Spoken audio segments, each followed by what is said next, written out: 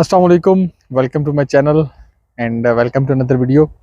तो आज की वीडियो में मैं बात करूंगा डिपेंडेंट वीज़ा के हवाले से कि एक तो डिपेंडेंट किस किस कोर्सेज़ के साथ अलाउ होते हैं, और इसके अलावा क्वेश्चन था कि डिपेंडेंट के वीज़े का सारा प्रोसेस क्या होता है, कौन कौन से डॉक्यूमेंट्स आपको रिक्वायर होते हैं, और क्या सारा जो है ना वो इसका प्रोसीजर चलता है, और क्या हमें डिपेंडेंट का वीज़ा साथ फाइल करना चाहिए या सेपरेट फाइल करना चाहिए, और डिपेंडेंट्स को अपने साथ लाने के क्या क्या आपको बेनिफिट्स हो सकते हैं यूके में। तो इन सारी चीज़ों के बारे में मैं आपसे बात करता हूँ। तो सबसे पहले तो मैं आपको बता दूँ कि डिपेंडेंट्स अलाउ होते हैं यार। मैंने पहले भी अपनी काफ़ी सारी वीडियोज़ में बताया है कि अगर आपका कोर्स लेवल 7 या इससे ऊपर का है तो आप अपने साथ डिपेंडेंट्स ला सकते हैं।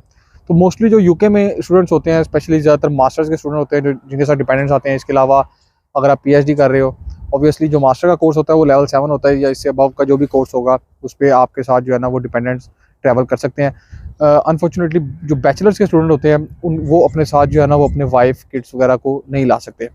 तो ये तो बात हो गई उन स्टूडेंट्स की जो अपने साथ जो है ना वो डिपेंडेंट्स को ला सकते हैं। अब सेकंड इसके अंदर क्वेश्चन ये आता है कि कौन कौन से डॉक्यूमेंट्स जो डिपेंडेंट वीज़ा के लिए रिक्वायर होते हैं, और क्या हमें डिपेंडेंट वीज़ा साथ फाइल करना चाहिए या अलग फाइल करना चाहिए। अगर हम साथ फाइल करते हैं तो इंटरव्यू के कितने चांसेस हैं, या क्या नुकसान है साथ फाइल करने के, अलग जो वीज़ा है उसको फाइल करने के। तो मैं आपको सारी चीज़ें बताता हूँ। तो यार अगर डॉक्यूमेंट्स की बात करें तो इसका प्रोसेस जो डिपेंडेंट वीज़े का बड़ा ही सिंपल होता है। एक बड़ा मेरे से क्वेश्चन पूछा गया कि जी क्या हमें आइल्स या दूसरा तीसरा कोई इंग्लिश टेस्ट रिक्वायर होगा।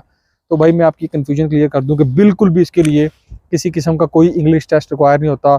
आपकी कोई किसी किस्म की डिग्री नहीं लगती, कोई आपकी सीवी नहीं लगती, कोई रेफरेंस लेटर, कोई इस तरह की दूसरी तीसरी चीज़ नहीं लगती। इसके जो डॉक्यूमेंट्स हैं वो बिल्कुल सिंपल हैं। सिंपली क्या होता है, जो सबसे इंपॉर्टेंट डॉक्यूमेंट आपको पता ही है, वो आपको कैश चाहिए होता है अपने मेन एप्लीकेंट का। ठीक है, इसके अलावा आपने उसी तरह ही जिस तरह आपका मेन एप्लीकेंट अपना जो है ना वो टीबी टेस्ट करवाता है, आपने भी अपना टीबी टेस्ट करवाना है। आपकी बैंक स्टेटमेंट, बैंक लेटर होगा, वो मैं आपको बताता हूँ उसका क्या तरीक़ाकार होता है। इसके अलावा पासपोर्ट, वो तो आपको पता है मैंडेटरी है। और आपका लगेगा मैरिज सर्टिफिकेट, और एक होती है एफआरसी, फैमिली रजिस्ट्रेशन सर्टिफिकेट, जो कि पाकिस्तान से बनता है, जो कि ज़्यादा अच्छा होता है, आपके केस को और स्ट्रॉन्ग कर देता है। अब मुझे बाकी कंट्रीज़ का नहीं पता वहाँ पे क्या सेटअप होता है, लेकिन पाकिस्तान में एफआरसी होता है, वो पूरा एक फैमिली रजिस्ट्रेशन सर्टिफिकेट निकल आता है, बाय मैरिज, बाय बर्थ, जिस तरह का भी आप निकलवाना चाहें। अच्छा, अब बात होती है जी बैंक स्टेटमेंट और बैंक लेटर की। यहाँ पे मुझसे एक क्वेश्चन पूछा गया कि क्या हम मेन एप्लीकेंट वाली ही स्टेटमेंट उठा के यूज़ कर सकते हैं, किस किस्म का अकाउंट चाहिए होता है। अच्छा, अकाउंट से रिलेटेड जो वीडियो है मैं इससे पहले भी एक बना चुका हूँ, 28 डेज रूल वाली। अगर आपने अभी तक नहीं देखी तो आप जाकर मेरे चैनल में देख सकते हैं। अकाउंट की यार इसमें ये होती है, अगर तो आप वीज़ा इकट्ठे फाइल कर रहे हो ना, तो आप अपने मेन एप्लीकेंट के साथ जॉइंट अकाउंट भी चला सकते हो। ठीक है, अगर आप वीज़ा अलग अलग टाइम पे फाइल कर सकते हो, तो यहाँ पे मेरे से एक बड़ा इंपॉर्टेंट क्वेश्चन हुआ कि क्या हम वही वाली स्टेटमेंट लगा सकते हैं जो कि मेन एप्लीकेंट ने अपने वीज़े में लगाई थी। तो मैं आपको दोबारा बता दूं यार, ये गलती कभी ना करना। इस बेस पे अभी रिसेंटली एक रिफ्यूज़ल आया। आपने क्या करना है यार, आपने अगर आप सेपरेट वीज़ा फाइल कर रहे हो तो मेरी बात याद रखना कि आपने अपने नाम की एक सेपरेट जो स्टेटमेंट है आपने वो लगानी है। यहाँ पे आप जो है ना वो मेन एप्लीकेंट की स्टेटमेंट नहीं उठा सकते अगर आप वीज़ा इकट्ठे फाइल नहीं कर रहे। अगर आप वीज़ा इकट्ठे फाइल कर रहे हैं तो एक जॉइंट अकाउंट बनवाएं, वहाँ पे अपने पैसे रखवा लेंगे, सबसे ज़्यादा बेहतर जो है ना वो इसका तरीक़ेकार होता है। अगर मैं इसमें वीज़ा फाइलिंग की बात करूं तो यार एक बहुत ही सिंपल सा प्रोसेस है, इसमें कोई रॉकेट साइंस नहीं है। मुझे पता चला कि पाकिस्तान में, इंडिया में काफ़ी सारे इसके जो है ना वो चार्जेस ले रहे हैं इसकी वीज़ा फाइलिंग के। आप अगर मेन एप्लीकेंट यूके में आया, आप खुद भी जो है ना वो यूके बैठ के भी वीज़ा फाइल कर सकते हो, पाकिस्तान इंडिया बैठ के भी वीज़ा फाइल कर सकते हो। सिंपली क्या करना है कि ये सारे डॉक्यूमेंट्स आप अपने सामने रख लेने हैं। मेन एप्लीकेंट का कैश, उसका एक GWF नंबर होगा, अपनी बैंक स्टेटमेंट, बैंक लेटर। ठीक है, ये सारी चीज़ें आपने अपनी, और पर्सनल डिटेल्स के जो डॉक्यूमेंट्स होते हैं, आपका नेशनल ID कार्ड, और मेरे ख्याल है फादर का ID कार्ड और मदर का ID कार्ड, वहाँ पे सिर्फ जस्ट नेम और उनकी जो डेट ऑफ बर्थ होती है वो एंटर करनी होती है। ये सारी चीज़ें आप सामने रखो। ठीक है, कैश को देखते रहो, वहाँ पे course start date, course end date, sponsor का लाइसेंस नंबर, कैश नंबर, सब कुछ लिखा होता है। यही चीज़ें आपने वहाँ पे पुट करनी है ऑनलाइन एप्लीकेशन में, और आप सिंपली जो है ना वो इसका वीज़ा फाइल कर लेते हो। कोई इतना लंबा चौड़ा काम नहीं है। अब मैं आता हूँ यार सबसे इंपॉर्टेंट क्वेश्चन में, जो पूछा जाने वाला क्वेश्चन है वो ये है कि क्या हमें वीज़ा इकट्ठे फाइल करना चाहिए मेन एप्लीकेंट के साथ, या हमें जो है ना वो पहले मेन एप्लीकेंट यूके आ जाए, जो कि अक्सर कंसल्टेंट कहते हैं, उसके बाद हमें वीज़ा फाइल करना चाहिए। तो अगर आप मुझसे पूछे ना, तो मैं आपको यही रिकमेंड करूँगा कि अगर मेन एप्लीकेंट अपना वीज़ा फाइल कर रहा है और आपके सारे डॉक्यूमेंट्स रेडी हैं और आपके पास इतने फाइनेंस रिसोर्सेज हैं तो आप इकट्ठे फाइल करो, ये सबसे अच्छा तरीका है, ठीक है। क्योंकि जो आप सेपरेट फाइल करते हो, ऑब्वियसली आपको पता है उसमें आजकल जिस तरह के हालात चल रहे हैं, ऊपर नीचे हो जाती है, किसी भी टाइम को पॉलिसी चेंज हो जाती है, ठीक है, तो कुछ भी हो सकता है। तो मैं आपको यही रिकमेंड करूंगा कि आप इकट्ठे वीज़ा फाइल करो। कोई इंटरव्यू नहीं होता, कोई कुछ नहीं होता, कोई उन्होंने नहीं आपसे पूछ लेना कि आपने इकट्ठे वीज़ा फाइल क्यों किया।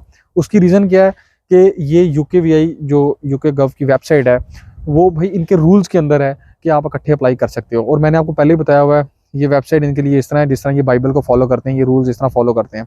तो इसमें कोई बहुत बड़ी बात नहीं है कि आपने वीज़ा इकट्ठे क्यों फाइल किया, या पहले मेन एप्लीकेंट का वीज़ा लग जाए, इकट्ठे लगाओगे तो इंटरव्यू आएगा, ये हो जाएगा, वो हो जाएगा, इस तरह का कोई कुछ नहीं होता। यहाँ पे हज़ारों के हिसाब से डिपेंडेंट्स जो है ना, वो सितंबर और जनवरी इनटेक में इकट्ठा वीज़ा फाइल करके आ रहे हैं, आने वाले हैं और आ चुके हैं। तो ये इसमें कोई इतनी बड़ी रॉकेट साइंस नहीं है।